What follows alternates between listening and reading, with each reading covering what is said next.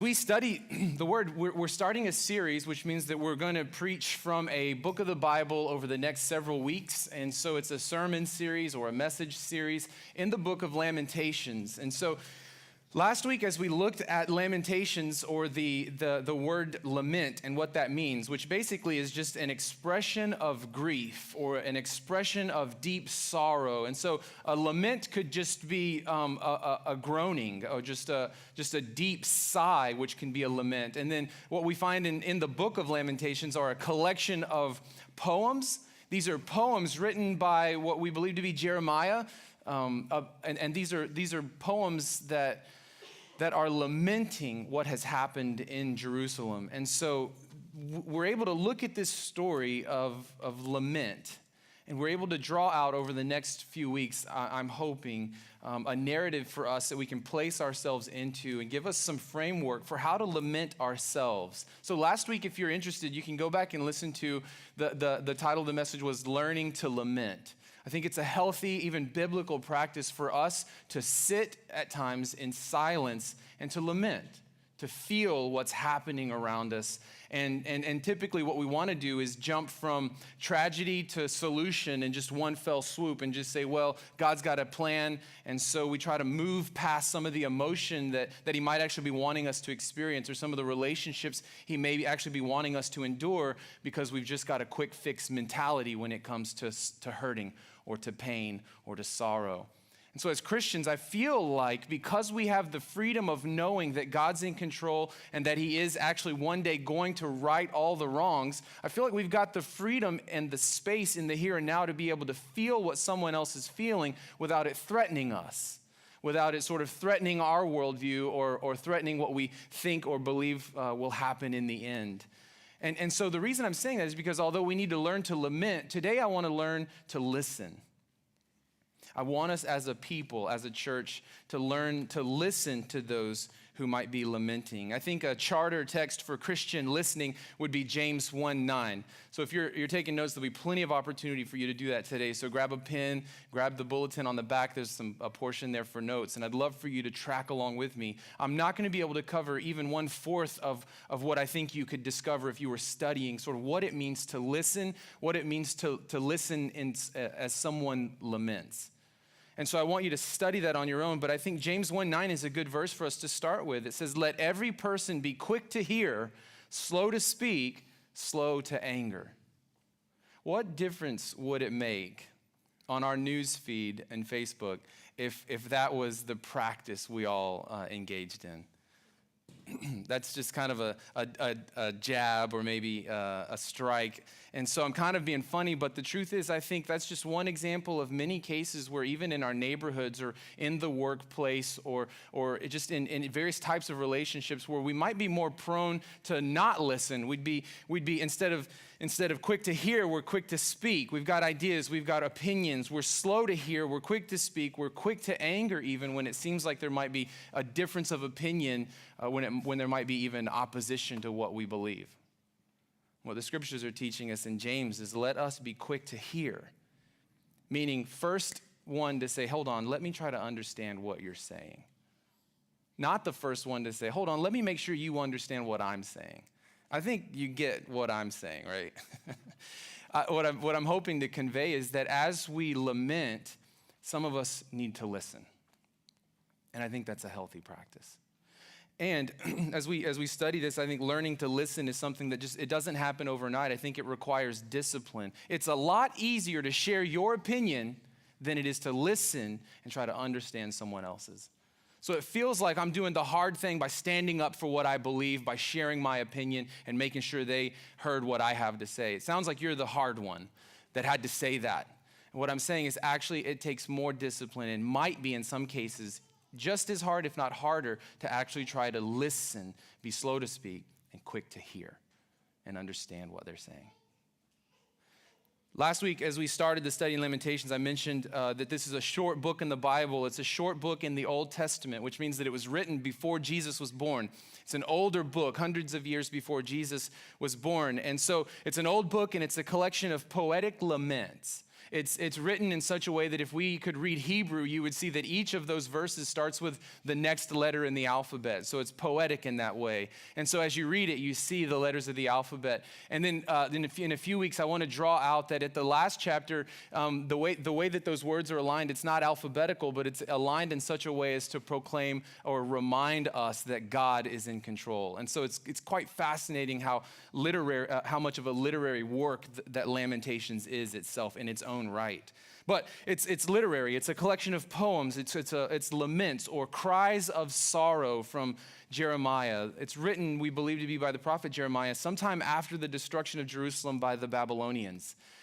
And so what's happened is that this is about the time, or sometime after, I should say, Israel had experienced a bit of a civil war or a breaking apart, and there's what's called the northern kingdom and the southern kingdom. And at this time, where we're looking at Lamentations, the northern kingdom has already been overthrown, and the southern kingdom has also been overthrown, but been allowed to stay intact. And so there's an appointed governor, Zedekiah, and he's actually appointed by Babylon to sort of rule, so he's there to rule, but he wants to overthrow the Babylonian rule. So he partners with Egypt. And there's a number of times in the Bible where God says, really, you're going to reach out to Egypt before you reach out to me for help?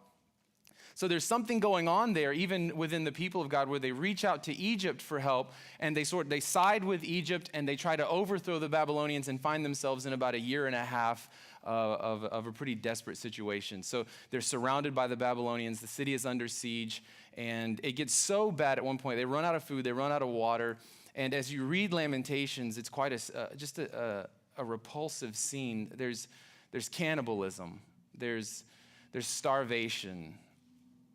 There's just some really horrible things happening. The city itself is in ruins.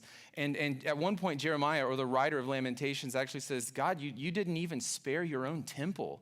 You just completely wiped everything out. And here we are, just in desperate condition. That's where they are. That's where they are in the aftermath of the conquest of Babylon. And I think Jeremiah takes a walk as he looks at the city, and as he looks at dead bodies, and he looks at moms and families who have had to sacrifice one of their own just to stay alive. And he's looking at the homes, and he's looking at, all these different buildings and structures, and he's seeing that they've all been decimated. They've all been wiped out. And I think he's completely worn out, and he's devastated. I think he's overwhelmed by the suffering of God's people. So as we read Lamentations, I don't think we should be surprised to see how gruesome it is, or even surprised to see how low he seems to be, or how low he seems to get as he writes these laments.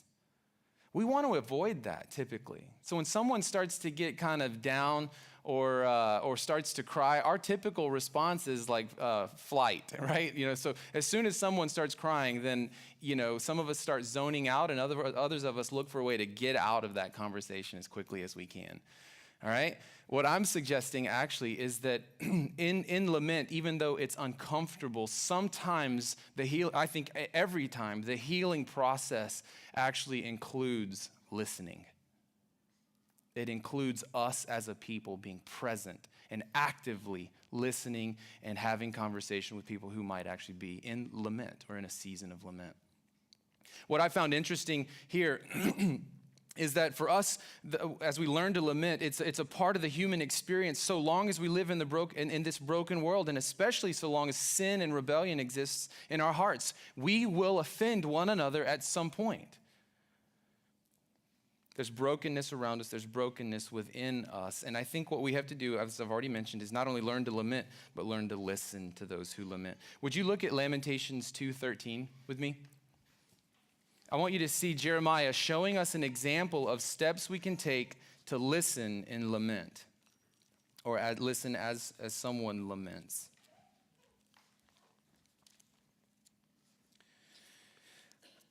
I don't know that Jeremiah wrote this to be instructive to us, but I do think that the Lord's able to use this. I think that God, sort of instructing Jeremiah as he writes, gives us an example of what it looks like to listen and to be able to lament with someone. And so this week as we look at this, I think this is kind of the main passage I want us to study. And for me, there are at least 4 steps we take when we're trying to listen, actively listen. And I'm going to differentiate that between just hearing someone, just sitting across the table, nodding our head, mind wandering, formulating an argument if there's some type of opposition. I'm talking about actively listening, engaging in conversation.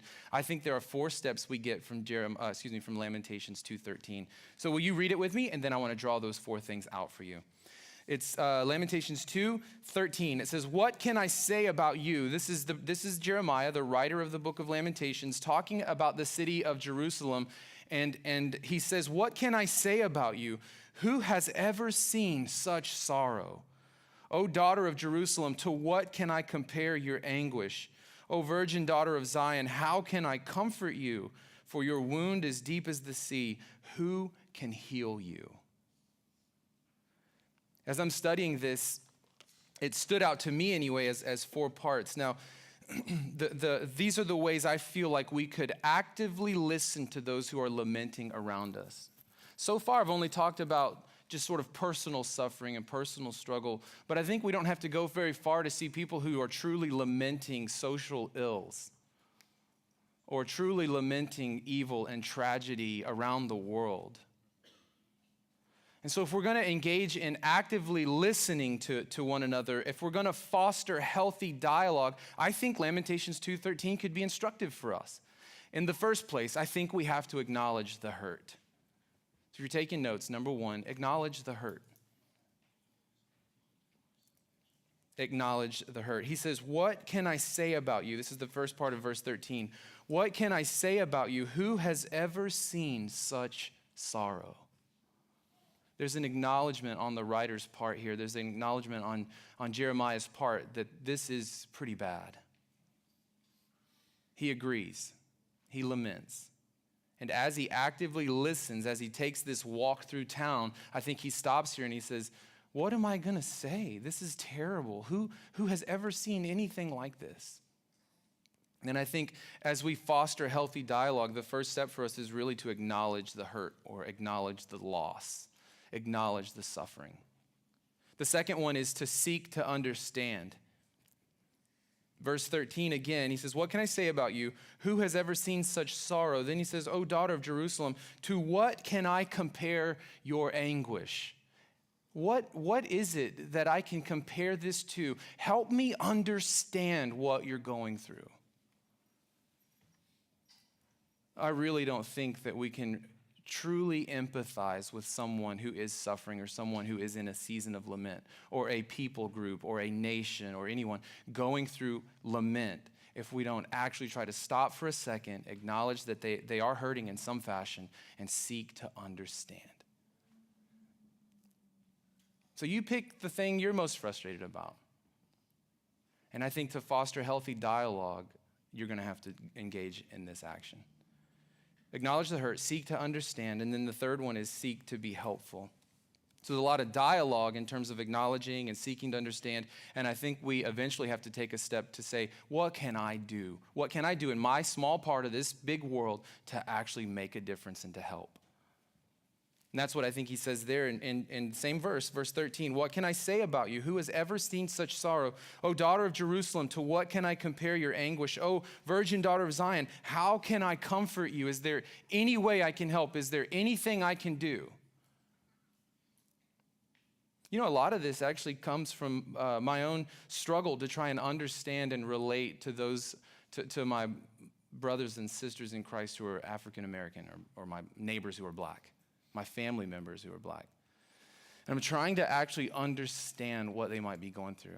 I think because I was born in Mississippi, raised in Mississippi, because we've got lots of family, some of it I can see, some of it I can relate to, but I still think that there's some of it is foreign to me. And so that's just one example personally where I'm actually needing to actually listen.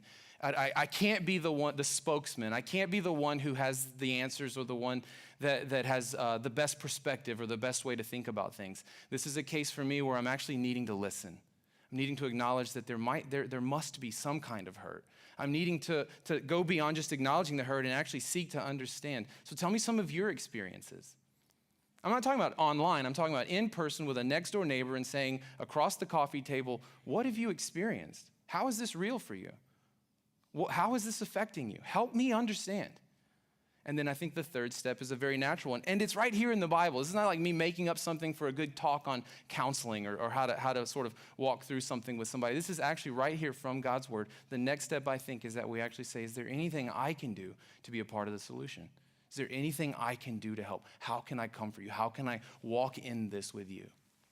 Now, I gave you one example, and I'm afraid you would just limit all of this talk to applying it to that one example. I want you to apply it to what you're thinking of, to what you're wrestling with, to what might be happening in the world or in your own life or in your neighborhood or in America or wherever that you might be struggling with. And there seems to be opposition or there seems to be differences of opinion. I'm saying that all around and all across the board, we acknowledge the hurt, seek to understand, seek to be helpful.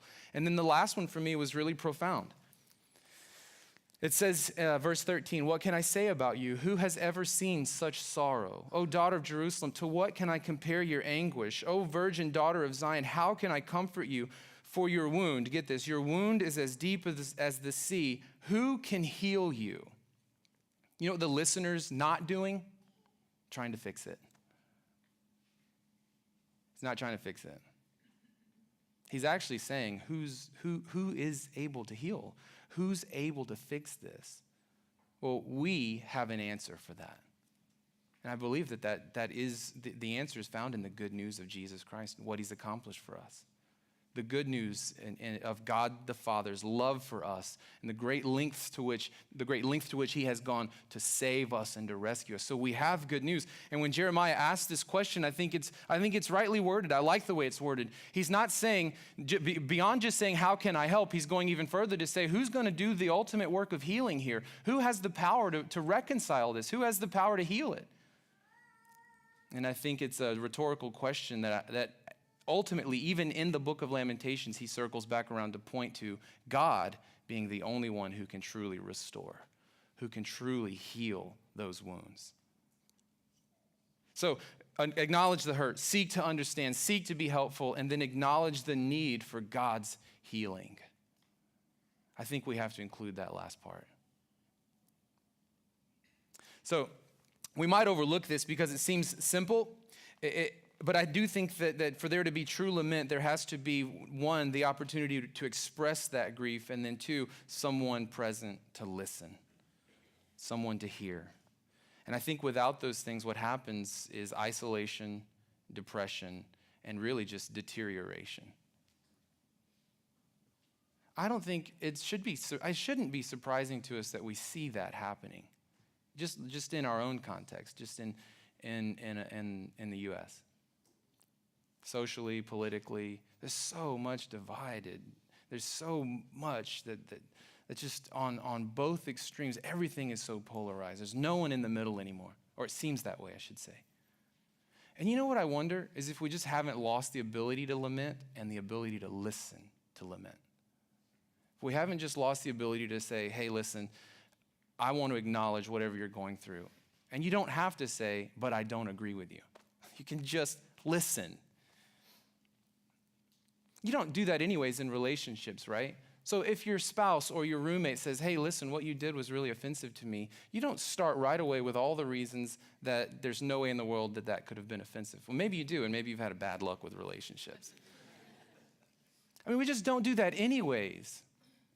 We just wouldn't just start right in with that. You wouldn't say, oh my goodness, you fell off your bike? Well, let me hear the facts. What were you doing wrong? Now, I need all the facts before I'm actually going to tend to your wounds. I need to know whose fault this was. We don't do that, but we're doing that. We're doing that to other human beings. So regardless of where you stand, I guess I'm really trying to break through either side of whatever divide you feel like you're sort of caught up in, and I'm trying to say that I think all around we need to listen. All around, people are lamenting. It's not unusual for me to just be in the grocery store line and hear someone talking and lamenting some woe or some ill in society. I think for us, if we're able to learn how to listen, if we're able to learn not just to lament and the value of lament, but also learning to listen to those who might be lamenting, I think we open up for ourselves the greatest opportunity the church has had in the last 10 years. It opens up your own opportunity to share the good news of Jesus Christ, or at least to share the hope we have. And I think that's what Peter means when he says, I want you to be always ready to share the hope with anyone who asks you. So the two things there are, they're asking, which means that I think there's a posture of conversation happening. There's trust built so that now they're actually asking you a question about why you've got hope. And then I think, secondly, there's a readiness on their part to share the good news. So as we learn to listen, I think it's something that we're completely underestimating in terms of the impact we could have on the people around us if we would just listen, and if we would wait, and if we give them space to lament, and if we give them a chance to say, now how come you're not so worked up over this? And we might actually be able to say, actually, I am, but here's what I know. That is not the ultimate thing. This is the ultimate thing. And as sorry as I feel about that, and as much as I want to do something with you about that, I know that God is the ultimate source of healing. It's that. I'm trying to give you an example of something like the way a conversation could go that for us, I think could do leaps and bounds for someone in terms of reconciling us to each other and them to God. Isn't that what he calls us, after all? Agents of reconciliation, ministers of reconciliation with the message of reconciliation? That's found in 2 Corinthians chapter 5, verses 14 to 21, where he uses the term reconciliation so many times that you have to believe it's the point he's trying to get across. We're agents of reconciliation, which means that we go into where the battle is, and we seek to restore hope, we seek to restore peace, we seek to restore unity. You know what that means for some of us? We have to lay down our own personal preferences and opinions and actually engage in this work of reconciliation. I'm not saying you have to lay it down totally. I'm not saying you have to be a robot or that you have to sort of completely remove emotion or your own ways of thinking or your own perspective. I think you bring that to the table, and I think that's where both sides have a chance to potentially listen to one another, learn from one another, maybe even repent and believe the good news together. So, I think as we study this, as we read through the book of Lamentations, it does seem that God is allowing this writer to vent in many places. And I think we would miss it. It's almost like you have to read between the lines to understand that all of these laments are actually being cried out to God himself. And in the end, as God sort of works through this, I think it's something you have to read between the lines for, but it seems as though that God gives space for lament and then allows that process to bring about healing.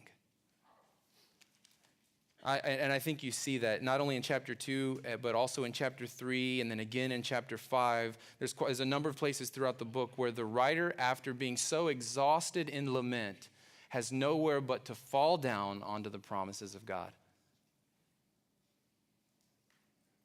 So I think for us, as we study this, I think we see that God himself in the book of Lamentations is an example to us of the ability to listen while we lament. He's not threatened. Certainly not threatened. He's not surprised. He's able to heal. So when we talk about this, I think what happens in the lives of those who are listening and those who are lamenting and those who are listening is that when we're listened to, any one of us, and this is on a national level, this is also just in your home, conflict between siblings or conflict between spouses. Anytime that we listen, when someone is listened to, they feel understood and in some ways validated. And I think what happens is we remove the isolation. We remove the feeling of isolation, and we remove the obstacle to true reconciliation. Now, isolation, I can't remember who said this, but I do know where I got it from, a friend of mine who says this, and I love it. Isolation isn't the worst thing we do, it's the way we do the worst things we do. And I think if we refuse to listen, we close off healing. We close off reconciliation because we leave it to isolation. And what I think what this speaks to for me is the transformative power that your presence can have in someone's life. I'm not saying you shouldn't start a blog or that you should. I'm not saying that you shouldn't engage online or that you shouldn't. All I am saying at this point anyway is that there's probably someone in your vicinity that you could take to coffee and have a conversation with. And if not, you should try to find that person. And my hope is that we and they would experience the transformative power that presence can have by simply being present, removing the isolation and opening up the door to reconciliation, to healing. So how can we be present? I think that's the clue that Jeremiah gives us here in Lamentations 2:13. These steps to active listening, acknowledging, seeking to understand, seeking to be helpful, acknowledging the need for God's healing. What if we engaged the actual people around us in a way that reflected a true understanding of their situation or maybe the situation that we find ourselves in? I think this, to me, is how Christians should respond. I think this is how we should respond to the people that are lamenting all around us. So this is a helpful pattern that we have. We seek to understand, we listen, we empathize, and then we act. And so, as we look at this, all of what we're experiencing, even these days in a time of lament, I think the process is usually suffering. Number one, suffering, then lament, then listening, and then healing. There's probably, any number of subpoints there, but I think that's the track toward reconciliation. And I think it's biblical. So as I try to bring this to a close, I want you to see that without lament, I think we lose the transformative effect that it can have on our lives. Jesus himself learned obedience through suffering, and I think as he suffered, he also learned to lament. What is lament if it's not crying out, my God, why have you forsaken me? And Jesus, quoting Psalm 22, verses 2 and 3, he's saying, why am I abandoned? Why have you not delivered me? Why have you left me here to die? So you might be feeling like what you're going through is unique to you, and what you need to see is that Christ, our Savior, is one who lamented. But I think what's interesting about Christ and his lament is when you ask who was there to heal, who was there to hear him and to heal him, the answer is no one.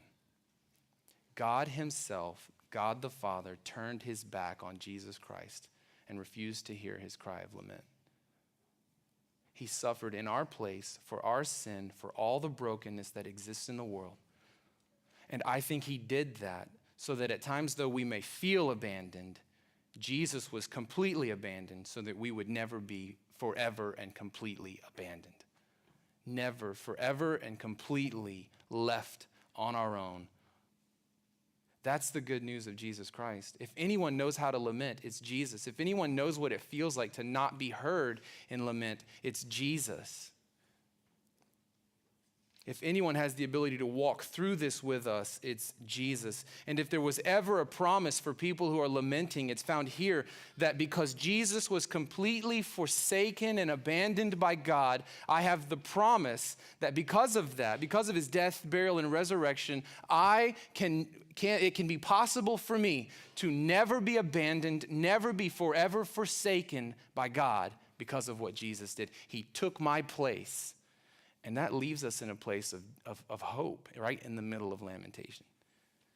Look at Lamentations 3 with me for just 1 second, and then I am done. I already said I was done. That was 5 minutes ago. But that's preacher talk. You can lie if you're preaching. I want you to see Lamentation 3, 31 to 33, and then I am done. Lamentation chapter 3, verses 31 to 33. He is so sad. It can't get worse than what the author of Lamentations is looking at. And then I want you to see what he says in verse 31. I get really moved when I think about it. He's so broken. He gets to the end of himself and he says, "For no one is abandoned by the Lord forever. Though he bring grief, he also shows compassion because of the greatness of his unfailing love. He does not enjoy hurting people or causing them sorrow." The Lord understands that. I think he understands you.